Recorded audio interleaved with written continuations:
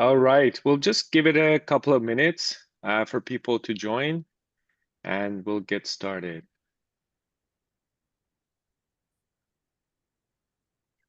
J'arrive pas à voir. Ça doit pas cette pression.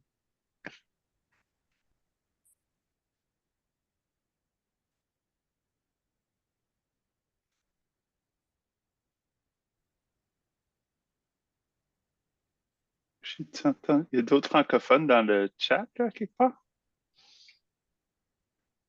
Oui, on parle français si nécessaire. Ouais, Oui, on ouais. fait toute la rencontre.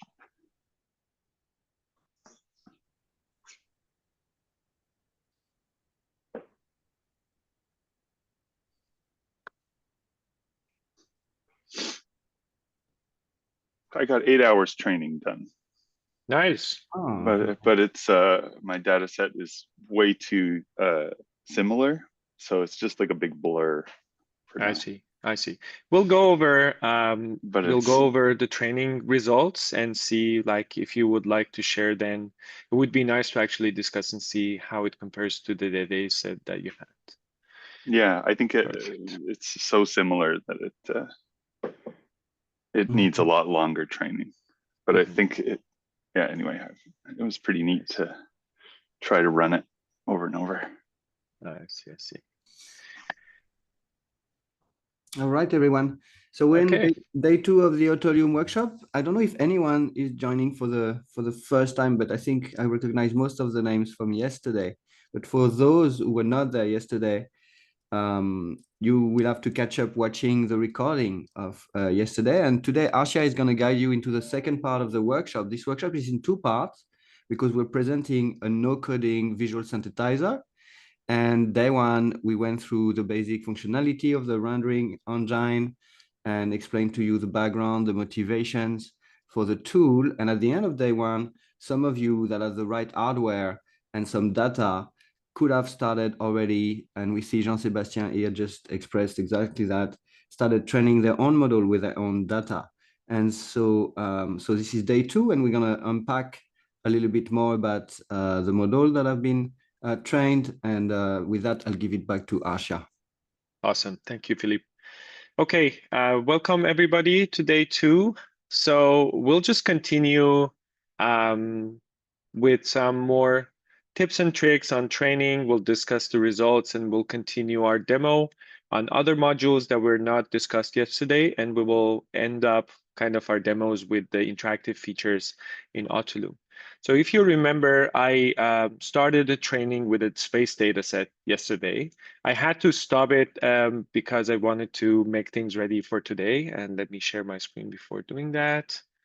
All right, okay. All right.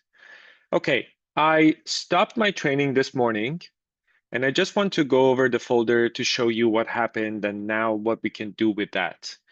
So if you remember, the data set that I used was the space data set, and I ran it on a 256 by 256 resolution. This is my final folder, the folder that I let run overnight. And these are the files that were generated during this training. And as you can see, I have all these PNG files, which are basically grid previews of the training state. And it shows me the progression. This is what we use to evaluate the results visually, kind of random samples from the latent space. And it progresses into better results. And I can see it and I go forward and I see more diversity, more details emerging in the results, in the generated results. And I have 272, let's call it epochs or iterations that happened during the training. And I'm pretty happy with the latest one. I looked into the results and I see good detail, good diversity, pretty similar to the data set, and I'm happy with it. So what do I do now? If I scroll down, I see for each of these preview images, I have a pickle file here. Each of these operate as a trained model. And I would, of course, want to take the latest one if I'm happy with the last thing that was achieved during the training. So I need to use this one and load it up back in the renderer to see what happened. Okay, to do this, I will just copy this last pickle file. I need to bring it back to my main directory and put it in the models folder. I will copy it here. A good practice is always to rename, because regardless of your data set, you will end up with names like these: network, snapshots, and a number. And it's really easy to lose track of which data set was used, especially if you're doing more abstract visual domain, and if you are iterating over the hyperparameters. Okay, I'm gonna call it space and just dash demo so that I can find it easier. And let's see what it looks like. So I will go to the renderer. And now I should be able to see that space-demo pickle file right here. Okay, let's load it up and see what it looks like. And remember, the first time that you open the renderer and you load up a model, it will take some more time for everything to get prepared and show the generation. All right, we have it here. And remember, it's a 256 by 256. That's why we see a small thing here, but I can use this fit screen option to make it full screen. It's going to be a bit pixelated because it's low resolution, but I think it should be fine for the sake of this demo. And I can either just toggle through the seed numbers to see different samples that is generated by this trained model, or I can just go ahead and animate it and see what it looks like.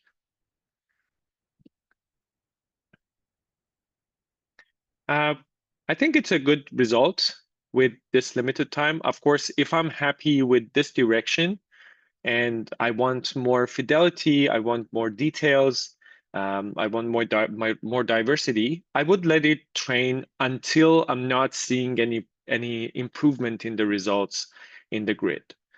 So I would let it run for twice as this, or even 3 times, until I don't see meaningful improvements in the results, or maybe sometimes everything just suddenly explodes and you suddenly get nonsensical results. And then you want to stop and go back to the pickle file that was the best before everything collapsing, and you use that. If I go back to the directory of my training runs, and just note that with like an overnight training, this folder is 26 gigabytes. So you need to be mindful of that. Make sure you have enough space. And of course, if I go back to this and I know that, for example, early stages, I'm not going to use this. These are way too um, um, basic or don't have diversity, the quality is not great, I can get rid of the pickle files corresponding to those stages, because each of these are 300 megabytes.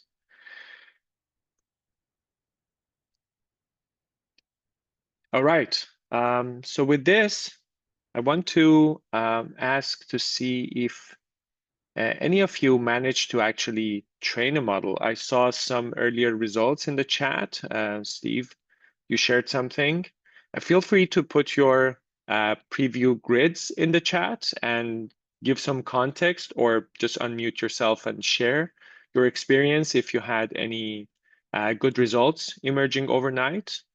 What I see, Steve, in your preview, I think you ended up with a 1024 by 1024 training. Sorry, not ended up, you chose to train your model on that resolution, which would be significantly slower. And I see maybe if it's your last snapshot, you could end up with maybe 4 times or even 8 times more snapshots. So if you chose to train on a lower resolution.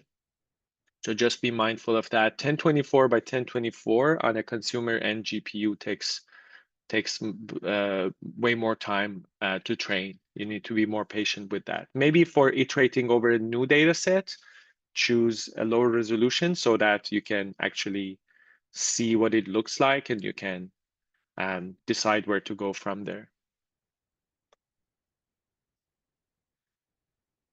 Okay, I'm taking a look at the chat.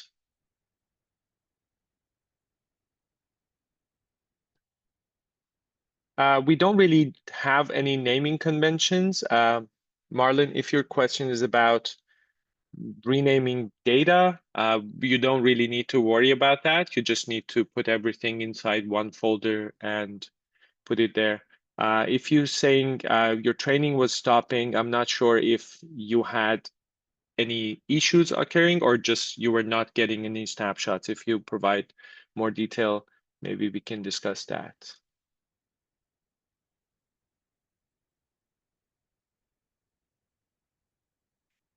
Okay, this comes from Jean-Sebastien. Could you please provide more detail about your data set? If you can explain what data set you used, would be great. Yeah, I'm using CT scans of Mhm.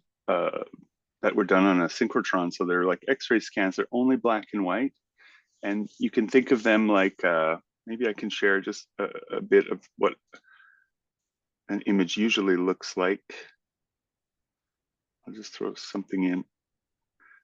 But they're only black and white, and they're used to kind of stack up. I've been having some issues, I think, because the black and white imagery, they're TIFFs, and they were reading them much more in the grays than in the black and white. Mhm. I'm just trying to find but a lot of the layers, because of the way they stack up, is that they don't have a tremendous amount of information until they're layered and until you like adjust the contrast. So I think I've got some problems. And I had 46,000 images Okay. that I dropped in pretty indiscriminately based on just like the data sets I had. I see. And I could see that I need to be more selective in Mhm. terms of the types of features I want to identify. Yeah, exactly. Uh, I can give and maybe some tips on that, especially with these kind of sequential data, especially if you're using, for example, video. In your case, you're not using a video, but I can kind of it's assume kind of that, similar. Yeah. yeah, I can totally imagine that you have a sequence of frames and some of them might be too similar. And similarly, in a video, I will show an example of how to use a video as a data set. When you extract all the frames, if you have a 30 frame per second video and you extract all the frames, maybe you don't have that much difference between from frame to frame. And then you may choose to pick every 10th frame or maybe 1 frame per second if it's a longer video. It might be the case with your data set as well. You may need to maybe do a more time-consuming phase of curating your data set, curating a subset based on what you have.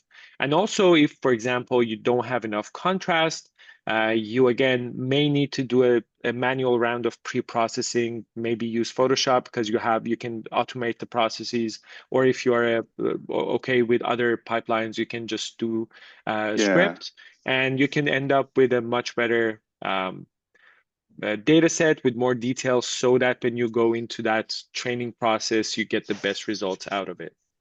My feeling was that I would have to that and probably let it run a lot more because there's fewer distinctions between the images. Is that right? Like if there's many that are basically look like noise, Uh-huh. I would just have to let it learn to discriminate more. Is You that mean right? if your data samples are too similar? Yeah, like I just let it go longer and then it would. It could help. It could help. But I would yeah, say creating a subset in which your data samples are not too similar to each other, but still like obviously a CT scan is a very coherent data sample because all of them belong to a certain visual domain. But then if they are too similar, it might cause issues in the training. Okay, so selecting periodically to sort of specific regions or interests will create more diversity in the output. Exactly. Okay. Thank you. Okay, I have this from Quentin. Quentin, do you want to tell us a little about the data set that you had? So yeah, let's say that it's my second time, the second time that I'm trying to train a model. And yeah, for the past one, I was having the same result after, I don't know, my 5 time training. And for this time, I uploaded 3 videos, and yeah, it's like people that dance and so on. So I just put a red background to be sure to be able to remove it Uh-huh. after on another software. And yeah, over this night of training, I got, compared to my first time, I got really cohesive outcomes. And yeah, we can already see like a human shape sometime. And yeah, I think Mm-hmm. that I would need to train over, I don't know, 3 other nights or something, and I would be satisfied with the model. But Mm-hmm. yeah, I'm pretty happy with this one. I mean, compared to the first one. I see. I see. Mhm. Yeah, human figure is one of the tricky visual domains, I would say, um, because like generally, generative AI does not really respect the constraints of a physical body, and you may get interesting things happening. It may align with your artistic vision, or it may not, and it totally Yeah. depends. And you can actually use that as a leverage to have new expressive modes unleashed. But I would say generally the thing that has happened for me, because I also experienced with a really good data set of dancers on black backgrounds, and something that we call mode collapse, which Hmm. is like you have a really diverse data set, many different Hmm. poses, but what you end up with in the generated results are very limited in terms of diversity. You end up with Hmm. a lot of results looking the same, and we call that mode collapse. And it's really tricky to get rid of that. You need to iterate over the hyperparameters and play with it. But yeah, it's generally a tricky data set. The fact that you have created this kind of normalization with a red background, I think it helps, because if you have extra detail in the background, it will just complicate the thing. In this way, by isolating the figure, you kind of create that focus, and you kind of help the training process because you limit the amount of visual features that you are concerned with in the training. Hmm. Awesome. Yeah, because for Yeah, the first time I had, yeah, it started to collapse, not fastly, but yeah, I had like on the fake imagery, I had only the same picture, yeah, and it was super hard to have diversity and so on. I was like just tweaking a lot with parameters, but it's not the way that you're supposed to use it. So yeah, thanks. I see. I see. Okay, looking to see if we have anything else. I got some images that I was not able to open in the chat. Let me see if I can.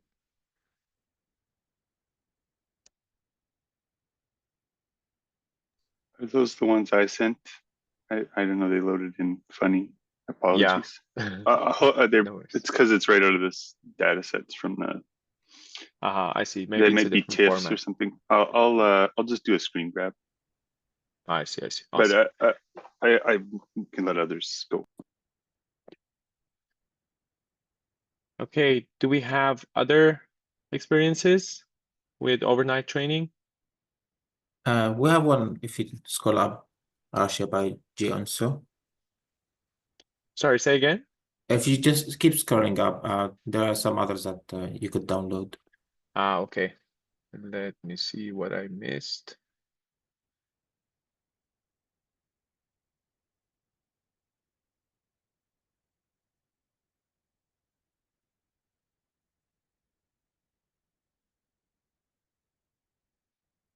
Aha. You mean this one? There is more. There's more. And I see Jean-Sebastian sharing those files, and I don't see anything else. There's one by Onso at 10:12.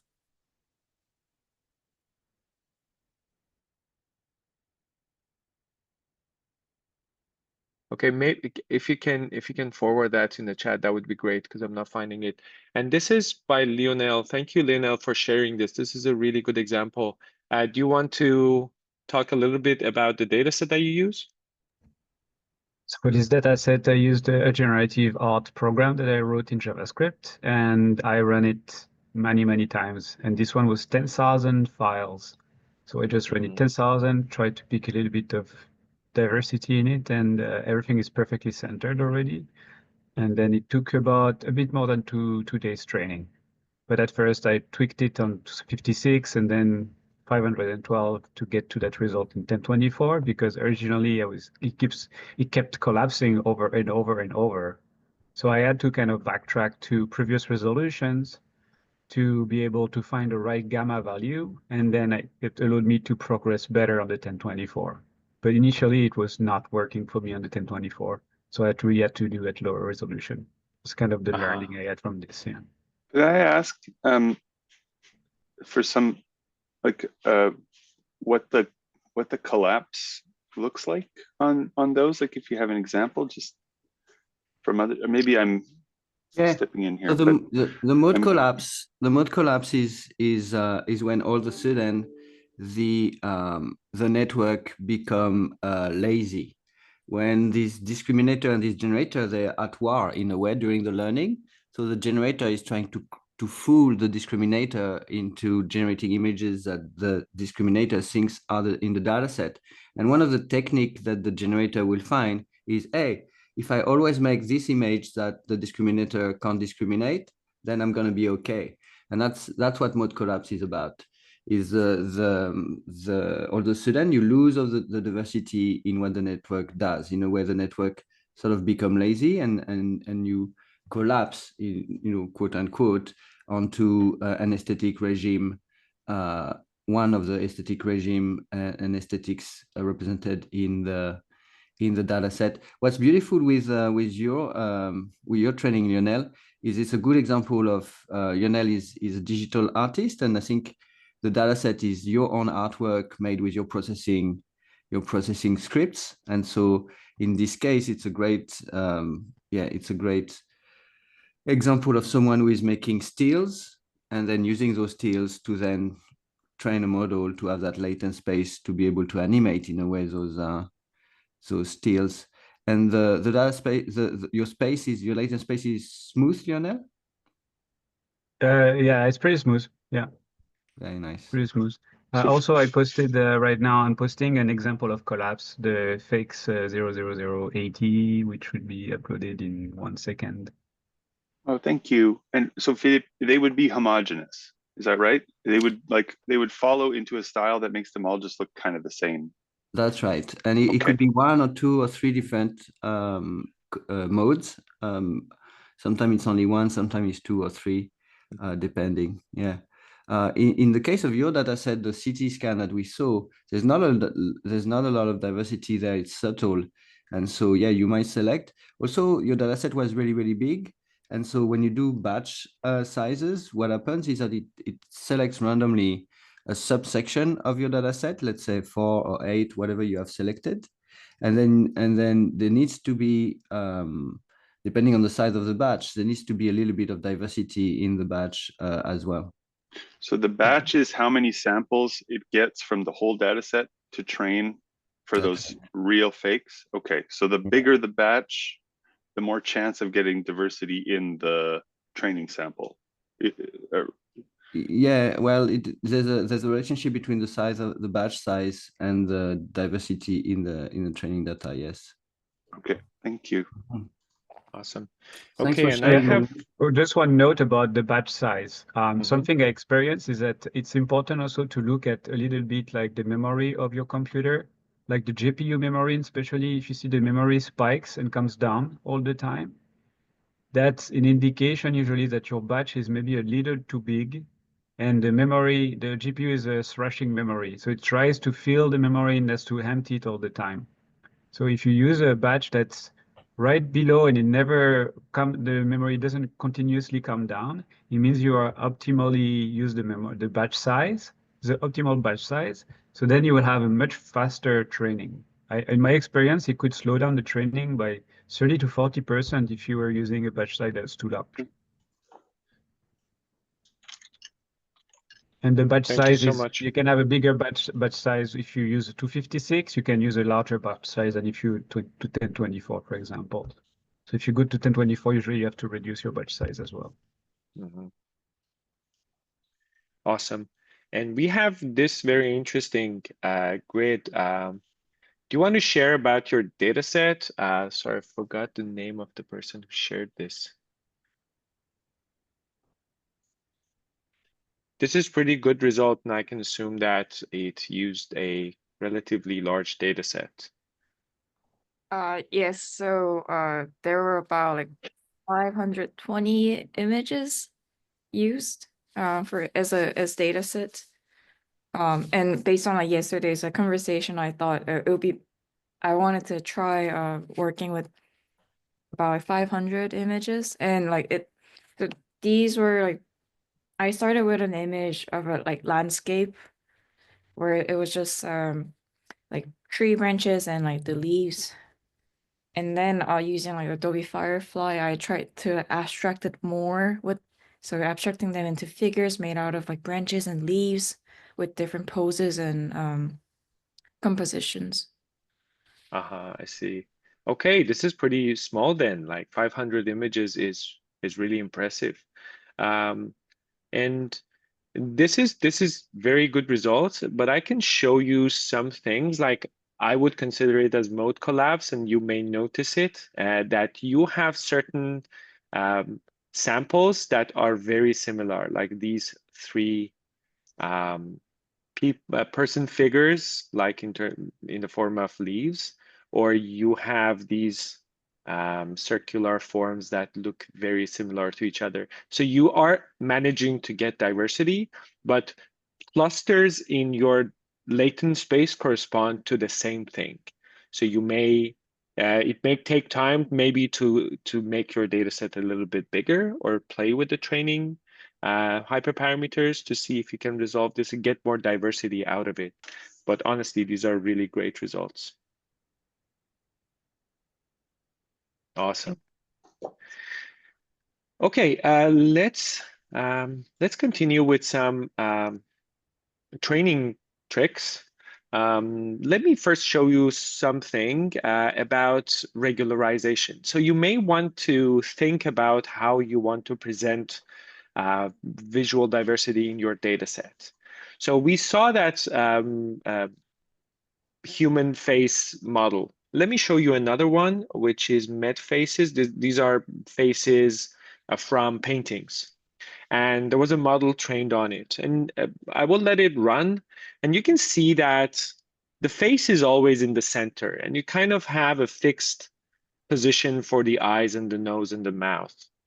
And this is not happening automatically. This means that in the data set that was prepared for this training, all the faces were positioned in the same place. So that was kind of an extra step in preparing the data set, because you may want to have this specific thing happening in your results, and you need that to be fixed because you're playing something or it just conforms with your static vision. There is also the same model with the same data set, but this time the data set was not regularized and the faces were not positioned in the same place. And you can see that in the generation, now the face moves and you have faces generated in different parts of the frame. And this is an important thing that you can play with when you are preparing your data set. Sometimes your data set affords such regularizations. You can benefit from it, or you may just use it as a tool when you are thinking about your whole process from designing your data set to training. And this kind of regularizations can go in different levels, like regarding color or position of the main subject or the amount of diversity that you're introducing. Sometimes your main subject is something and you have extra things happening in the frame, which might make the training a bit more complicated. An example was the human figures with red backgrounds, which I think in some cases helps. So it's both about your vision, what you want to achieve, and using these as techniques to achieve more successful training results.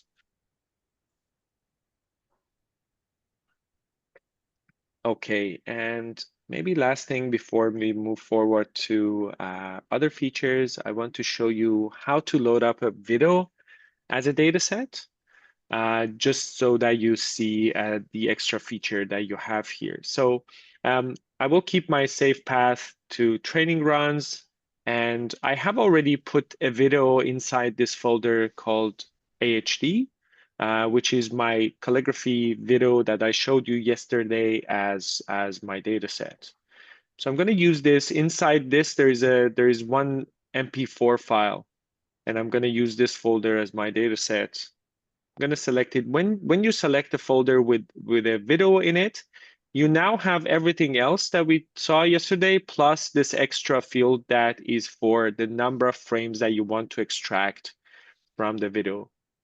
So this way, you can extract 10 frames per second, for example. You can extract 1 frame per second, or you can extract 30 frames per second, depending on how frame by frame you have diversity, how similar the frames are, or how long your video is. So depending on your case, you may want to change this frame rate extraction frame rate to end up with a better data set out of your video. And the rest is pretty much the same. You train, you get a folder of prepared data samples, and then you continue with the training.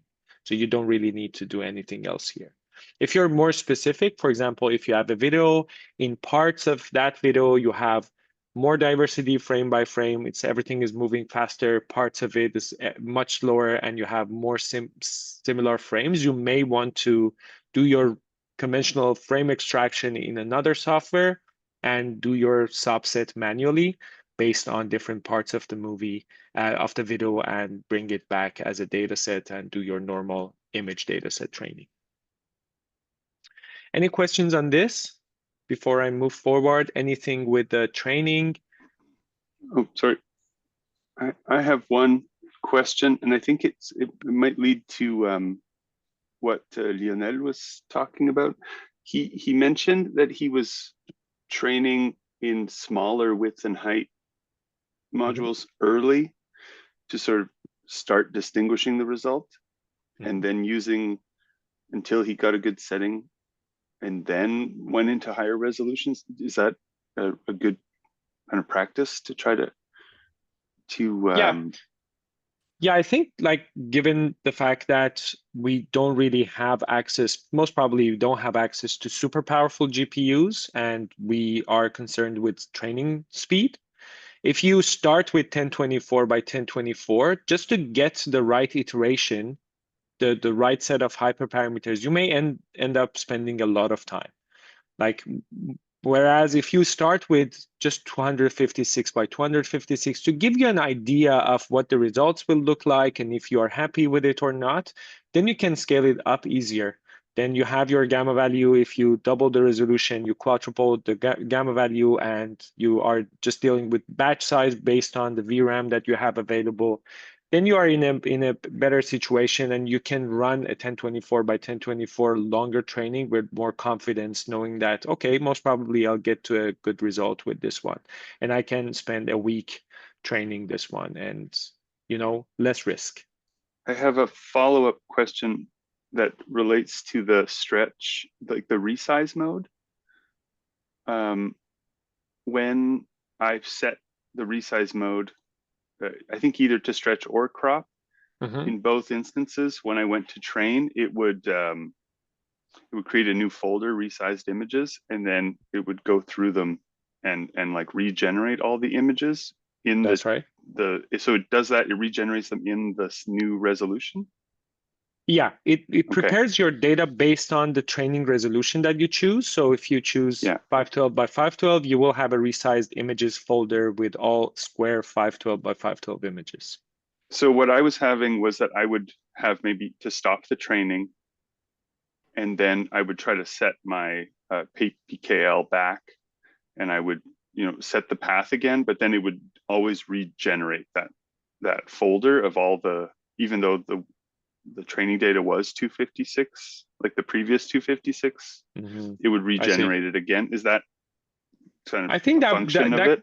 That might be the case. Yeah, that might be Okay. the case because you will choose either of these and it will go through a pre-processing even if your data set is already that size and that aspect ratio. Okay. Yeah. So it won't, like when you retrain it, because it's having to regenerate that content. If And I you go can just back get rid to of it if, okay. yeah, if you don't need that folder anymore, you can just get rid of it. Okay.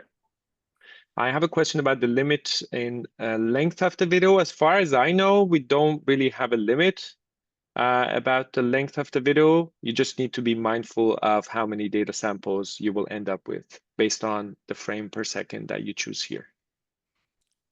Yeah, because the number of images is going to go really quickly, and then if your data set is too big, then training is going to take forever to take into account that amount of diversity. So the training is a little bit tedious, but there's first the satisfactory thing that you can go to bed while your GPU that you paid so much money for is working, and I find that pretty satisfying myself.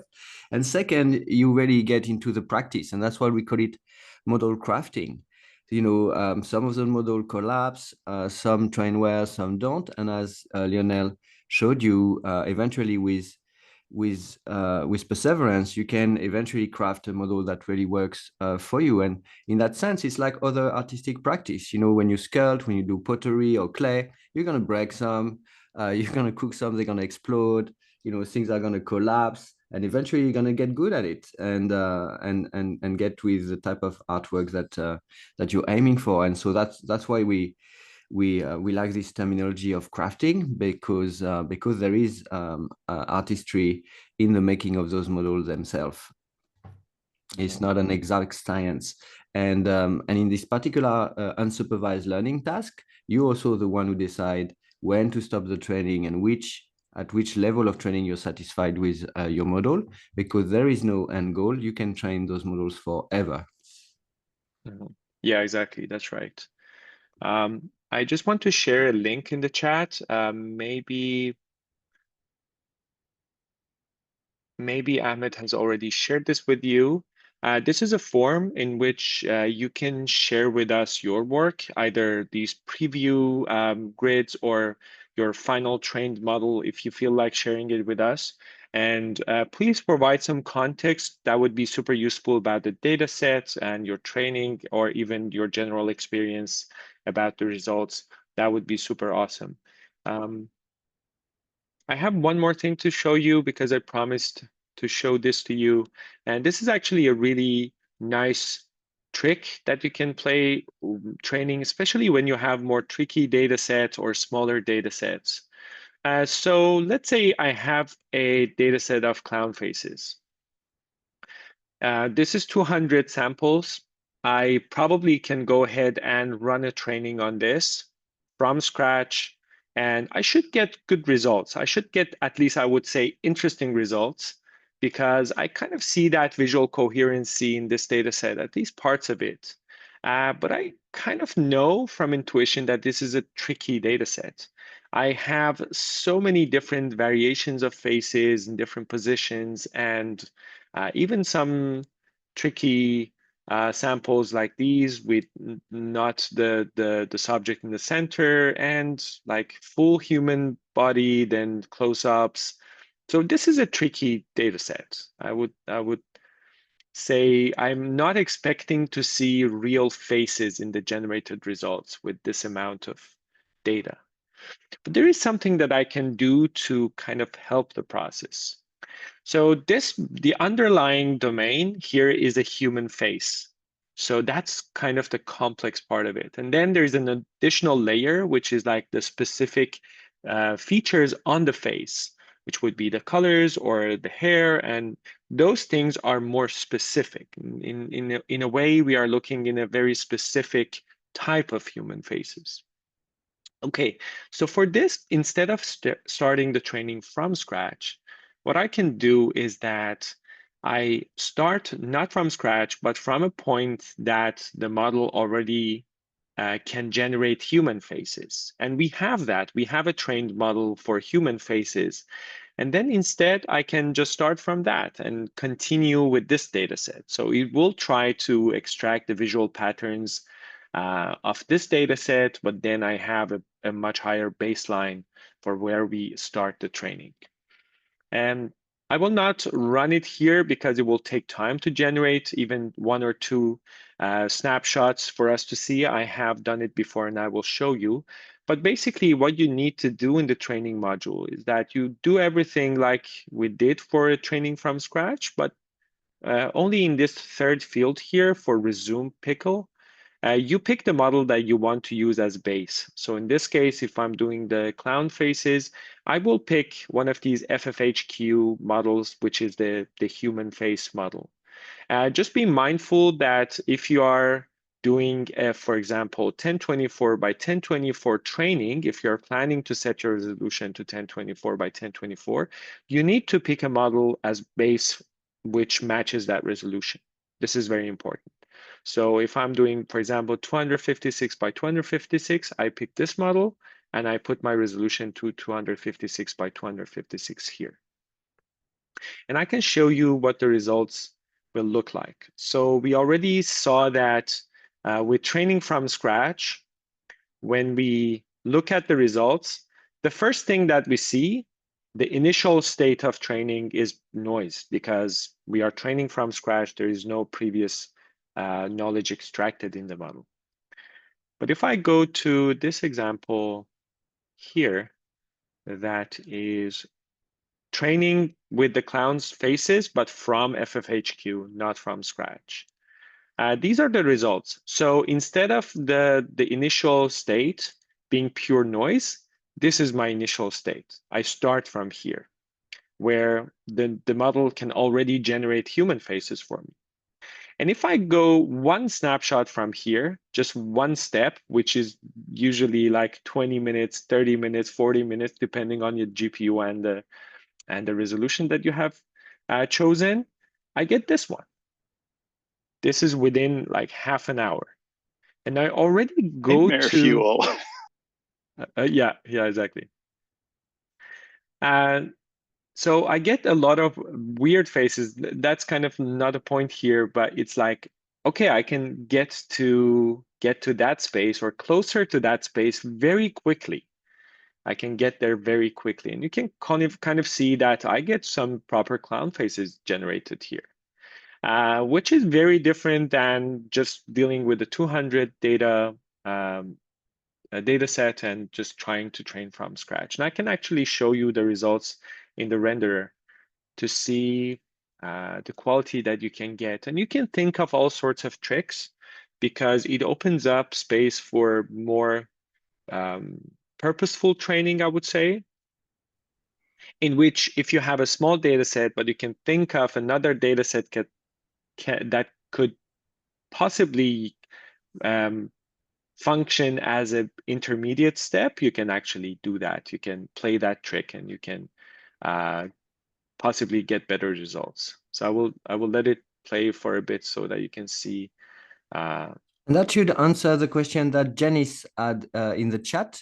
And everyone, when you have question, instead of the chat, use the Q&A feature. It's more convenient for us. What Asha has just been described here allows you to, if it crashes, to take a pickle file from a previous training and continue the training. So you're like, oh, you know, I didn't have time and I had to, or it crashes, or I had to stop the training, I can start it again.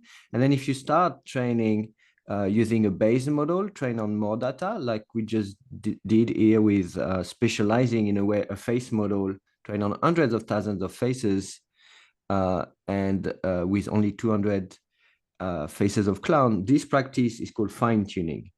So in a way, we take a model that has been trained on a lot of data that represent the domain, and then we have our data set, and we're going to personalize that model to this smaller data set and domain, and that's called fine tuning. And fine tuning is really a one of the many really popular practice all across AI, and not just for GAN and generative visuals here. And so you can do it with Autolume, and Arshia just demonstrated it. Exactly. So for example, in the case of the space training that I did, if I wanted to continue from there, I'm not happy, but it crashed for some reason, or I had to stop it. I will use this to load up the last pickle file. So if I click on browse, it will show me all the trained model inside the model folder.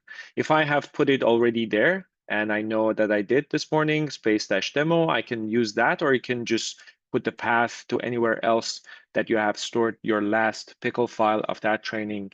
Use the same data set, same set of hyperparameters, and you can just continue with that.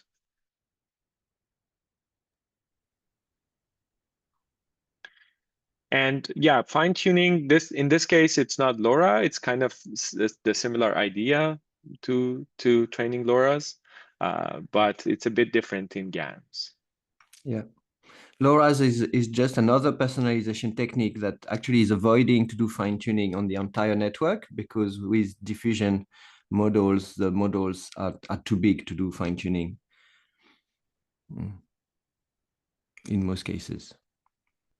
Okay, so with this, I kind of want to wrap up the training part, and I will continue with more demos. Let's take a quick 5-minute break so that I can also prepare the files for you. And let's meet 5 past 9, and we can continue with our demos.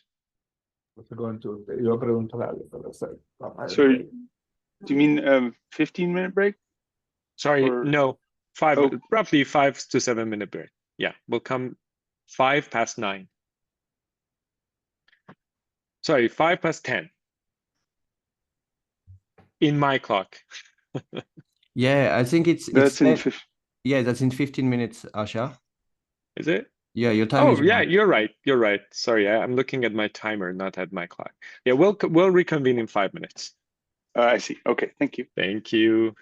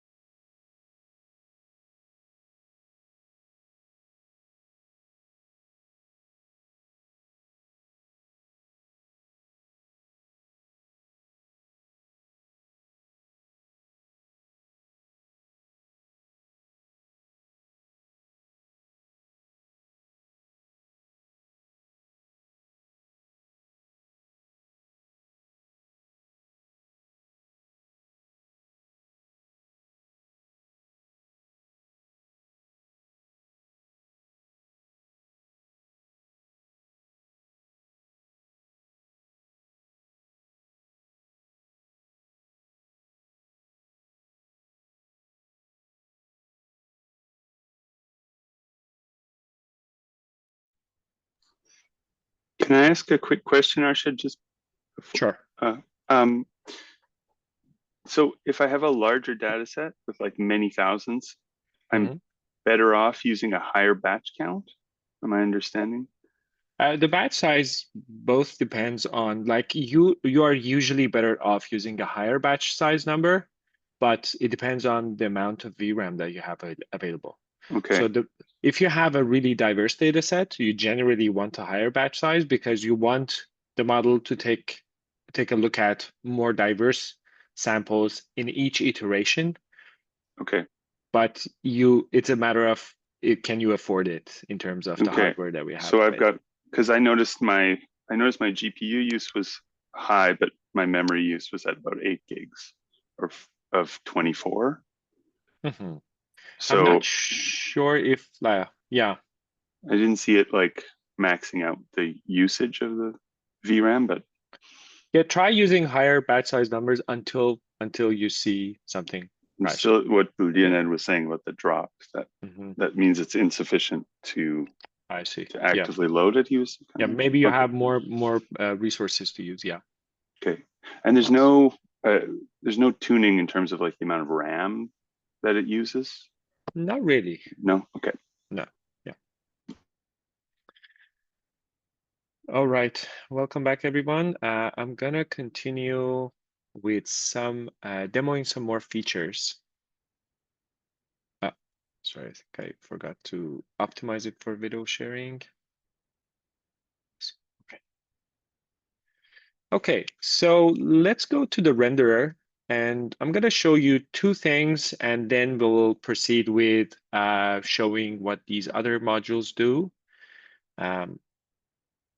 So we talked about how to navigate in the latent space and how to find interesting space points in the latent space. So I'm going to use maybe this model of cars because it's normally easier to show distinct points in it. So this is a model that was trained based on a data set of cars.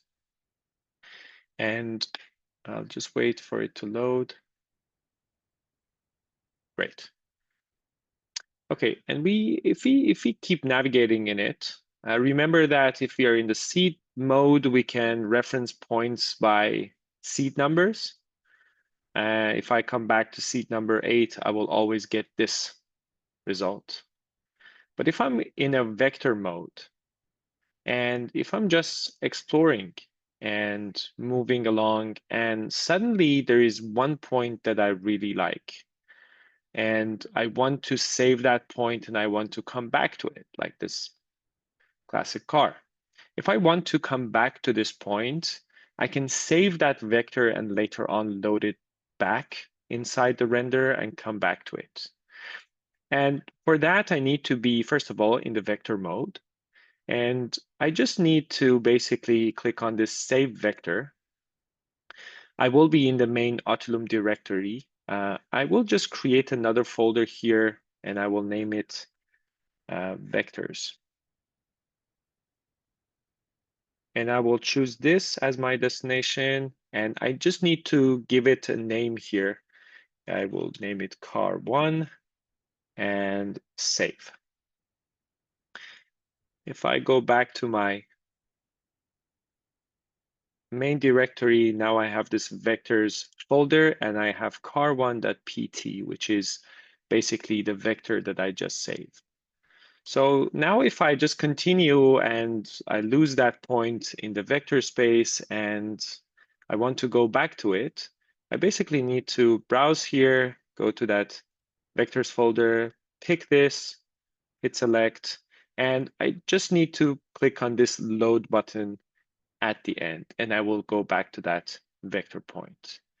This is really useful because then you can save points in the latent space. You can create loops in between those points, or maybe depending on your specific projects, you may need to reference them in any way.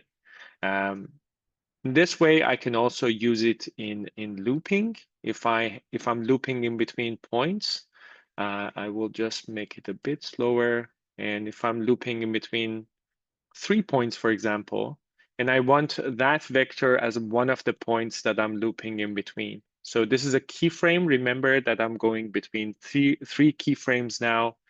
I can open up this window that shows me those 3 keyframes. And for all the 3, I'm using seed numbers. I can change the seed number for one of the key points and it will change it.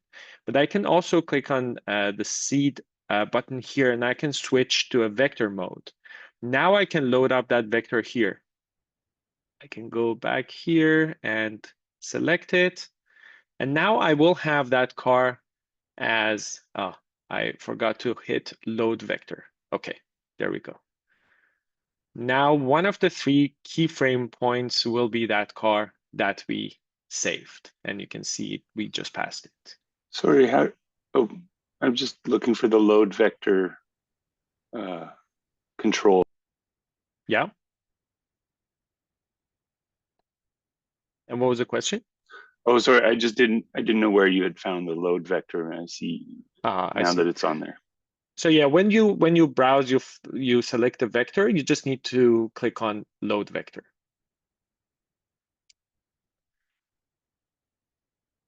Okay, so this is how we find places and save places and load them back up in the renderer.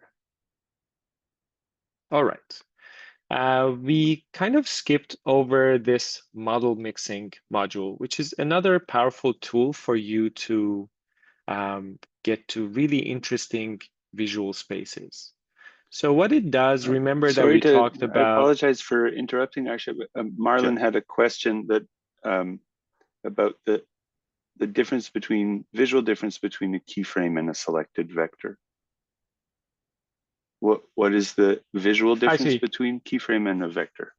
So these are basically just the ways to address— Sorry, Marlon, what was that? Yeah, I just didn't notice what it was, the difference. I can imagine the vector having probably some kind of directionality, but yeah.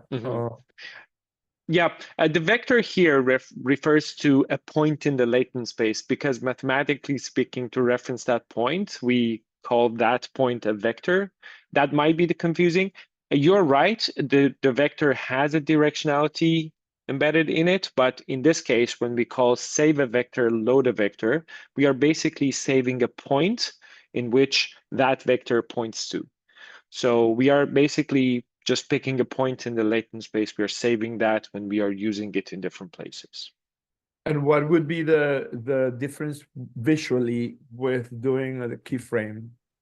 So visually, it doesn't matter. It's just a way of referencing the points. So if I open up, so right now we are moving between 3 points in this loop.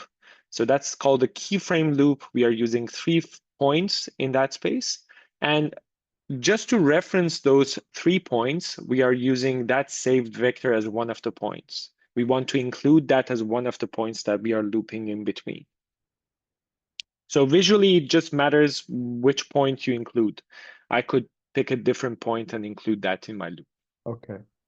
So is that to say that the seeds are what the data, what our like resulting PKL file has made that's like basically a vector in itself that's consistent with the data set?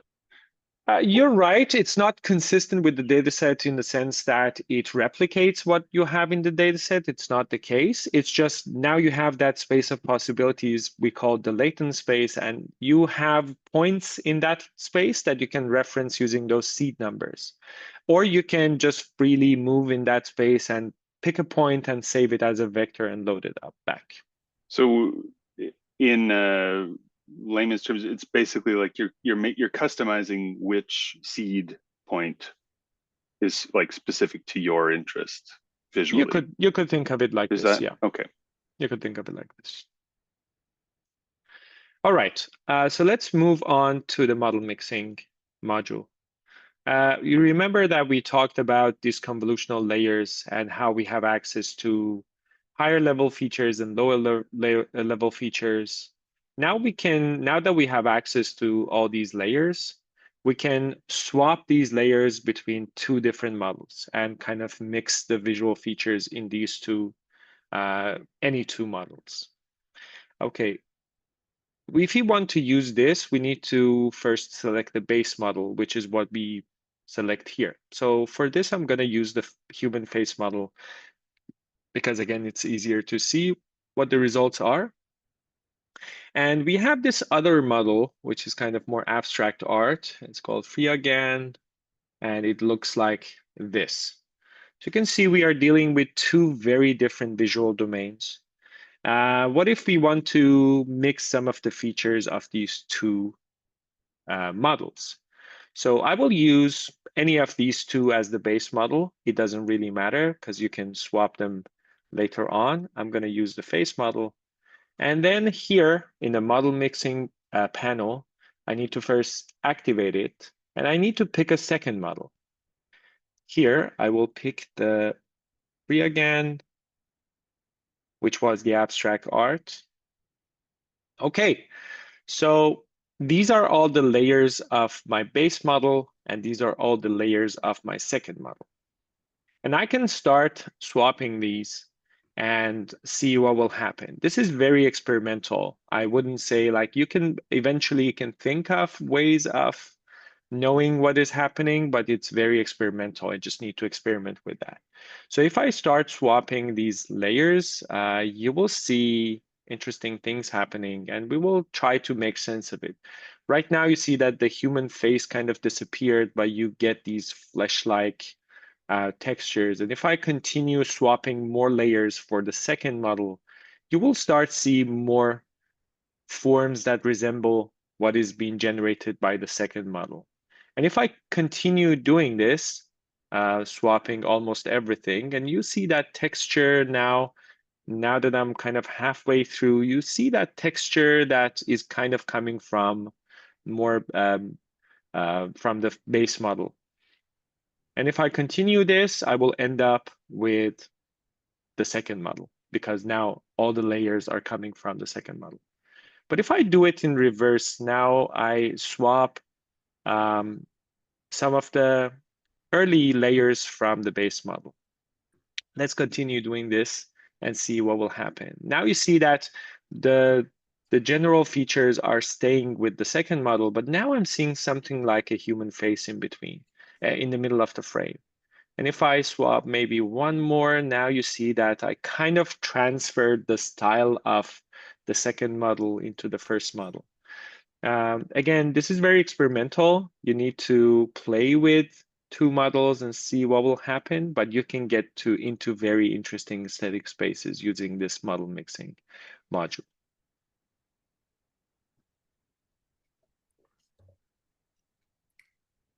And when you experiment with this, when you get to a point that you really like the results, you can actually save it as a new model. So I will, for example, here, we'll name it, I will call it model mixing 1, and I'm going to just hit save, and it will save it in the main directory in the models folder. So I have this, it should be here, model mixing.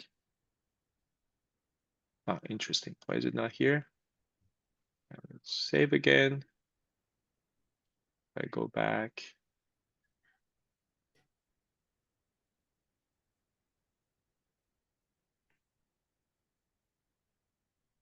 Let me see if I missed anything here.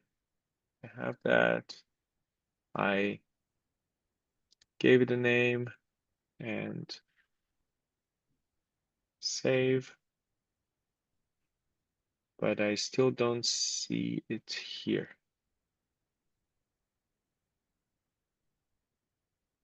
Okay, maybe I'm missing something here, but that's the idea. You should be able to save it here. We'll look into it if I'm making a mistake or we have something going wrong here.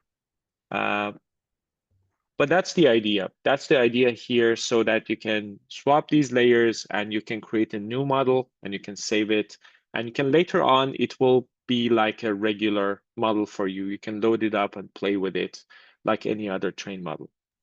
So in this case, it makes a new PKL file when you mix the models?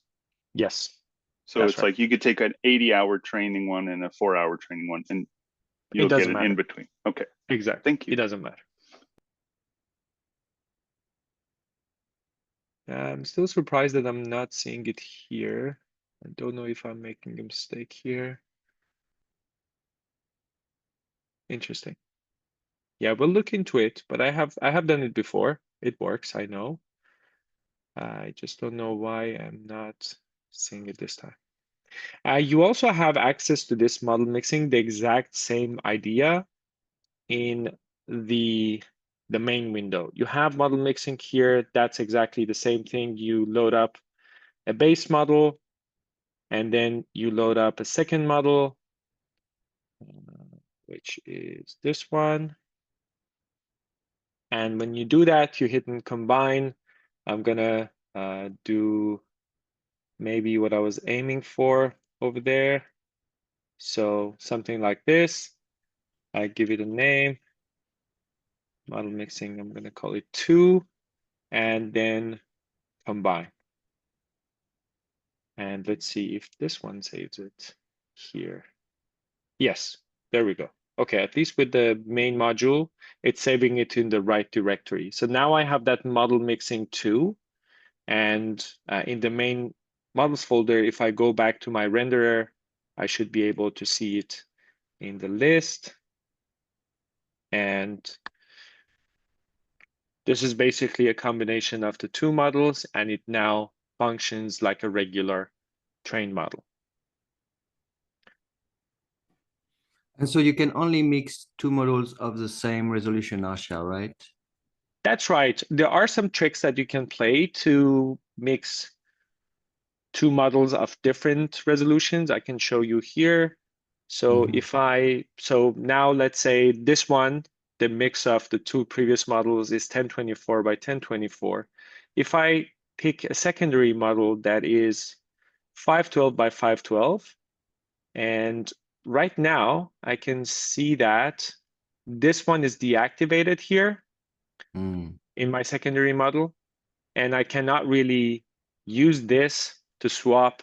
But what I can do is to get rid of the 1024 by 1024 altogether, that level. So if I get rid of that, now I'm mixing 2 512 by 512 models. But of course, by removing one of the layers, I'm kind of changing the aesthetics of the base model. So you need to play with that and see how it works for you. And then I can recover. Yeah. Oh yeah, and I can recover it. So I could use actually a high resolution model and use the upper layers of the high resolution model, but using a low resolution model for the low layers. Interesting. I didn't know we Yeah, could. you could do that. Yeah, exactly. You could do that. Yeah. So with network bending and non-network mixing, we really give access to the guts of the what has been trained there, so that you can really manipulate those models. Exactly. All right. In that and that's instance, model mixing. oh, sorry, Philippe and Arsha, if in this mixing, when we use the mix, we're never going to overwrite our existing training data. Should we keep backups of those, like outside of Autolume if we hit like a sweet spot? I don't think you can override any trained model. It's just not possible. You're just creating new models as a result of the mix. Okay, thank you. Okay. Okay, I have a couple more things to show. So now that we are more comfortable with the idea of a latent space and what it does. So let's say we have a trained model based on animal faces. And there is a mechanism, there's a technique with which we can search for a certain point that corresponds to a reference image. Okay, let's say we have this image. Sorry, let me go back. It's over here, projection. Okay, let's say we have this tiger face, and we have a trained model that generates animal faces. And we can see we want to see if that model can generate something really close to this one. So we need to search in that space and get to this point, something as close as possible to this space. We call that projection into the latent space. And the way we do it is with this module over here. So for this, I need to pick the model first. I will go ahead and pick the model that is called AFHQ Wild, which is the animal face model. I didn't show you in the renderer, but I will show you in a second. So I will pick that as a reference and the target image. And I have that target image in the projection folder called Tiger. Select. Okay, we have multiple search mechanisms here, including one that uses a text prompt to search in the latent space. I'm not going to use it. And to be totally honest with you, I don't think it's fully bug-free. We are still polishing it a little bit. We are not using it right now, but later on when it's completed, you can most probably use it to search for a meaningful space. Maybe not for animal faces, but if you have a more abstract space, you might be able to search the latent space using that text prompt in addition to your reference image.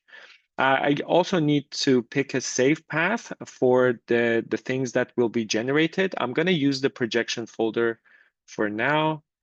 And the search process will create you a video of that search process, which is really interesting to watch. So I'm going to check this box to save the video. The seed is where the model will start the search process. You remember that's the seed number, so I can pick where the model will start. For now, it doesn't matter for us. Learning rate is kind of the stride length of each step when we are searching the latent space. I'm not going to change that either. I'm going to just reduce this from 1,000 steps.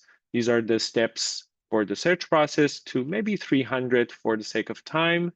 And I will keep all these boxes checked. These are the different techniques of searching the latent space. So I'm going to keep them all checked for now. And I'm going to hit on project. And we'll see what will happen here.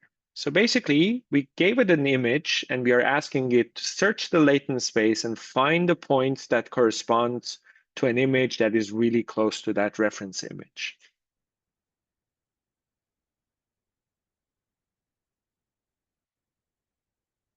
Okay. We need to wait a little bit and now we will see the search process. Okay, on the left, what we are seeing is the generation into the latent space. And we are moving in that space and we are trying to get closer to the image on the right. And you can see the number of steps that is undertaken here. And of course, if you increase the number of steps, you might be able to get even closer.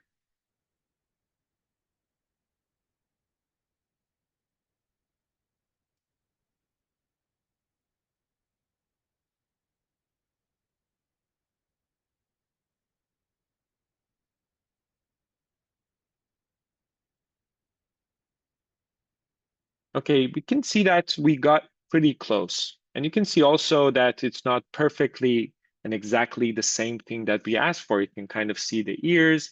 And okay, I need to go to the folder and show you what happened here. This is what was generated.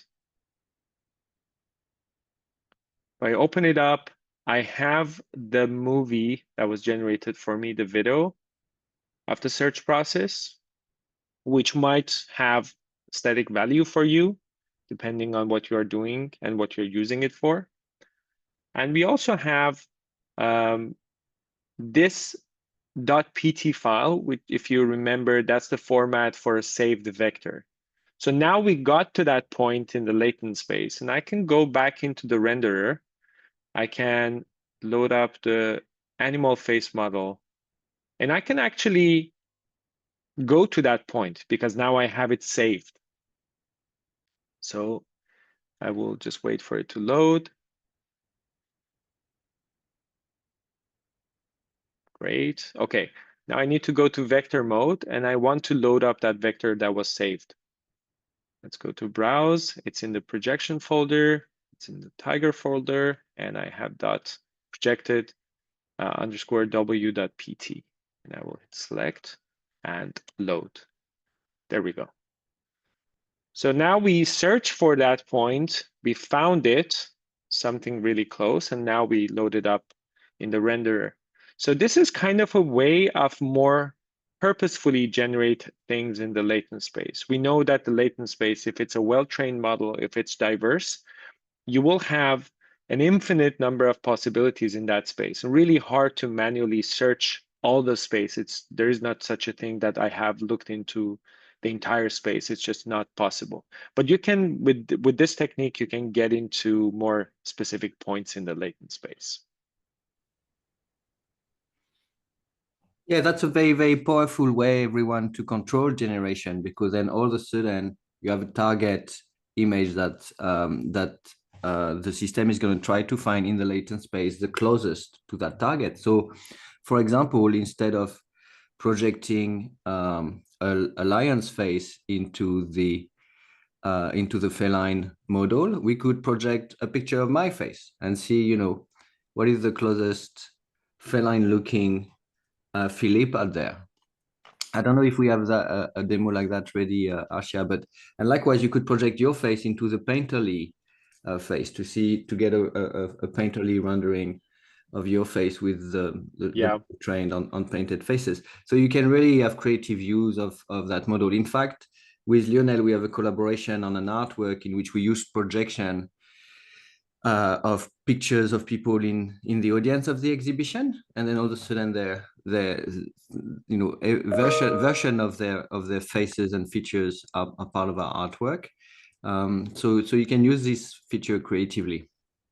So do you, absolutely, you can provide any type of image outside of the data set, and you're asking in this instance for it to approximate something in the latent space to that image, regardless of the data set. So I can give it any visual correspondence.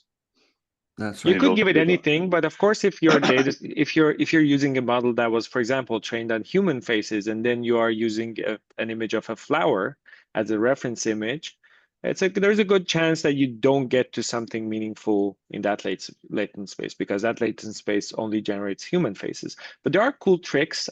Philippe mentioned something, and maybe I can show you what happens. So we have a tiger face. We projected it in a latent space of a model for animal faces. What if I projected into the model for human faces? Let's see what we get out of this, just as an experiment. Okay, FFHQ 512. So that's the human faces. And for the target image, I'm going to use the tiger face, tiger portrait again. Select save video, everything same. Save path in projection. And I'm just gonna use maybe 500 steps this time to get a little bit further and project. In this instance, the greater the amount of steps, the greater precision you get, or is it just somehow, yeah, you'll have more steps for that in that search process for it to get to that result. Yes. Mm-hmm.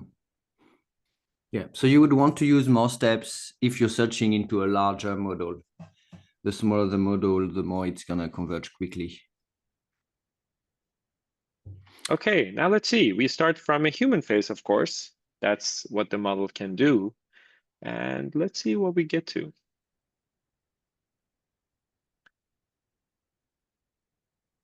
You can see that we are staying in the human face space, but we are kind of finding a face that has some of the features of the reference image. We are not really going into a tiger face. We are staying in a human face.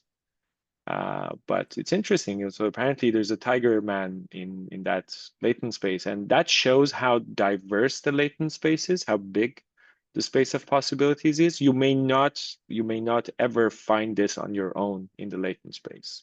And we're kind of pushing it. I will show you why. We're kind of searching all the dark corners of the latent space to get these results, because these are not conventionally generated by the model. And here we're really using the power of the fact that the latent space encapsulate and represent the data, but more than that, because this face that is generated of the man looking like a tiger is definitely not the type of thing that exists in the data set. And so not only the model has been learning how to make human faces, but you can, in those 512 dimensions, as Arshia called them, the dark corners of the latent space, you can go away from the initial distribution of the data. The other thing that is interesting to say, as an anecdote in a way, is that sometimes projection is used as a technique to check if a particular type of data is in the data set. Because if you get very, very, very close to a set of paintings by a well-known painter, then probably those paintings are actually in the data set. And so sometimes people can use that technique to be like, hey, as pictures of my face being used in that data set? And typically you wouldn't know, but projection is one way to check in a way if a certain type of data was part of the data set. But that's an anecdote here. When you do the projection and you end up at the PT, it's only the final result, not that animation process that you're getting, right? Depends. Like depending on the case, you may be more interested in the video generated, or you may want that specific point in the latent space. So you get both, but and depends on what you want to do from it. But the video won't provide you with how to pinpoint that. Only the vector that it. Exactly. Yeah, no, right. If you want the vector for a frame of the video, you will have to extract that frame and do a projection, and then you would get that vector. Thank you. Okay, so that's projection. That's a very powerful tool, and it's, again, totally experimental, and it depends on what you want to do with it. This is really cool. If you actually use a generated sample that was exactly generated by that model and projected back into the latent space of that model, you will be able to get to that exact point. So in some cases, for example, if you generated an image, you saved the image, but and you really like that image, you forgot to save the vector or seed number of that, you can project it back and you can save the vector and you can kind of get to that exact point. This is very nice. All right, I have now another feature to show you, which is the GAN. Yeah. There was another question by Sasha in the chat. Yes, thank you for letting me know to use any resolution for the base image. Yeah, you're free to use any image as the base. You don't need to match the resolution of the model. Thank you very much. Of course. Okay, so you remember we talked about these directions in the latent space, and let me load up something here. Met faces, I think it's a good example. And as we saw yesterday, these directions kind of correspond to random directions in the latent space. And they kind of, by default, when we have not done anything, random directions are assigned. And these kind of correspond to radical changes. We can really go to the limits of the latent space and get out of that meaningful visual space. So there is a way to calculate more meaningful directions here and load it up back here. And we call that GAN space. GAN space is the technique used to kind of extract those salient features. Let's see how to do it. Okay, I'm going to go back to the main menu. We have the feature extractor module here. I'm going to choose that met faces that we want to work with. Met faces 1024. Here we go. And then the next thing is the algorithm that is used to calculate those directions. You can see more details on this in the documentation. I'm not going to go through the differences. We usually use PCA. I think it's good enough for most of the models. Next one is the number of features that we want to be extracted. So if I'm looking for 10 different directions, I want 10 different directions to be calculated, I would put 10.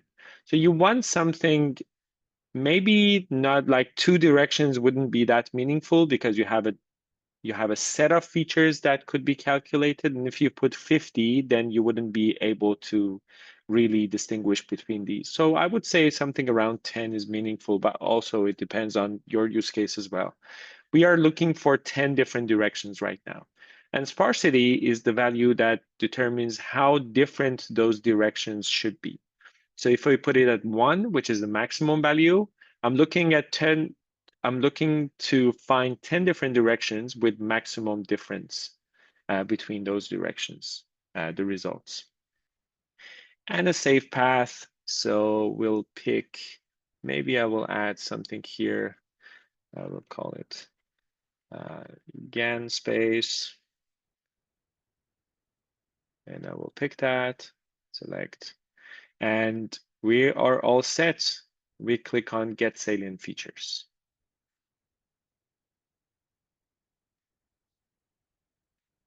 And we need to wait a little bit for it to be calculated here.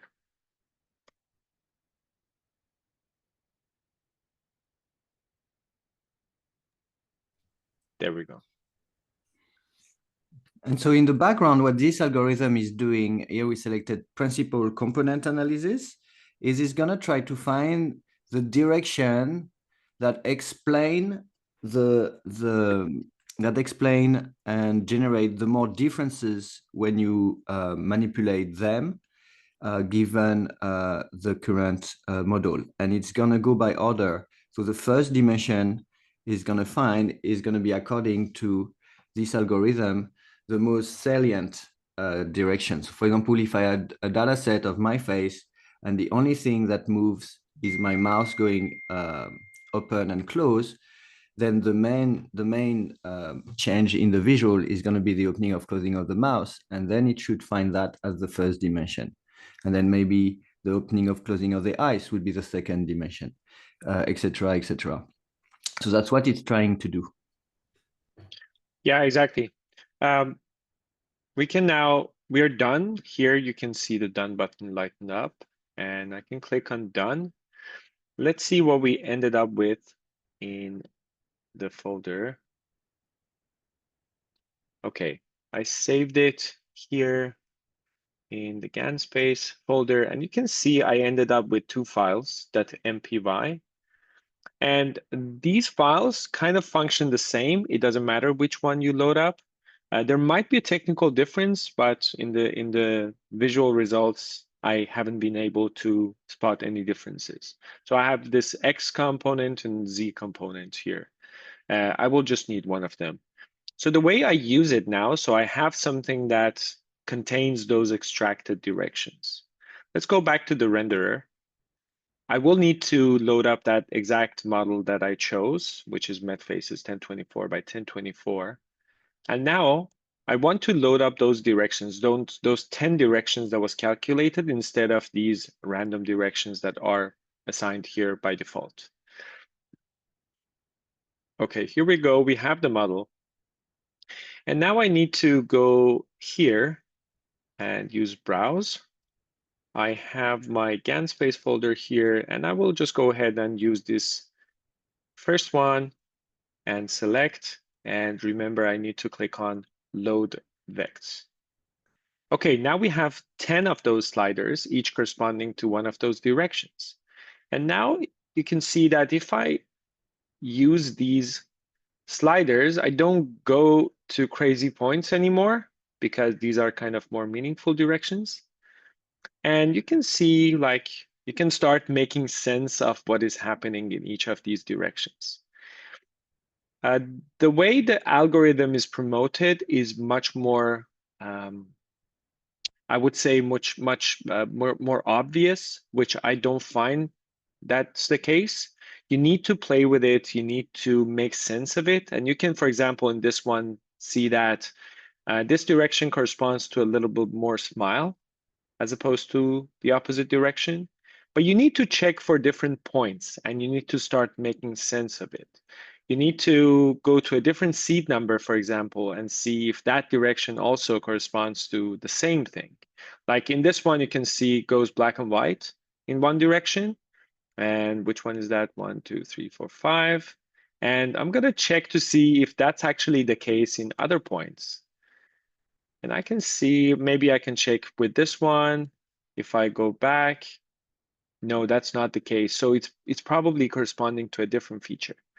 The fact is that we don't really guide this process. It's calculating it on its own.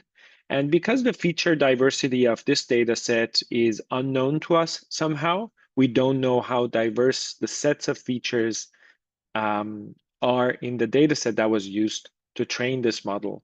We kind of don't know what to expect. We need to experiment with it and see if we can find a direction that actually corresponds to something. But on the other hand, it is possible to implement a certain feature if you are using your own data set. Instead of just wild guessing, you can implement a certain feature. As Philippe mentioned, if I'm training a model on my own face, I can give it images of my face smiling. Nothing else is changing. I can give it images of my face frowning in different against different backgrounds, different lighting, different clothes, maybe different slight features. And then I can expect that to be a very meaningful direction because everything else is kind of the same. And I can expect to find that if I'm using this feature. So with pre-trained models, like if you're picking something, especially more abstract, it's really hard to find, like say that, okay, this is going from red to green. It's not really like that. But you can implement your own features when you are doing your own training. One thing that complicates this operation, so what's happening, the technical term in the background is called disentangling the latent space, and is that the algorithm will find those directions, but according to the number of direction you ask. And so if in fact there's 20 features in that data set and you ask for 3, then those 3 are still going to be untangling a lot of those different features. And so knowing ahead how much to ask for will change the results of those directions. So here we ask for 10, we would have asked for 3 or 15, we would have had quite different results and maybe more meaningful, maybe less meaningful. Here, for example, it looks like you move from painting to sculpture. Yeah. Is it the case, with other seeds? I don't know. So there's really, again, a crafting element to doing this disentanglement. Sometimes, very rarely, in fact, you do know exactly how many features you're looking for and they're supposed to be. Often you don't because those data sets are really rich and complex.